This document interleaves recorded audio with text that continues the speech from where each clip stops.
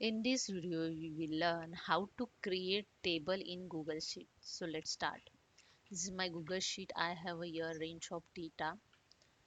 Just select your data first. You can press select the any cell of data and press the control A. Okay. After selecting the data, first you just borders your data. Just click on the border. Here you can see the border style also available. You can select the if you are select this one, border style is change. Okay. After the border style, you can change your font size. Okay, then align horizontally, center. You can align also vertical way. Okay.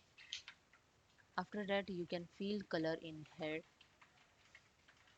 header of data. Then bold your header.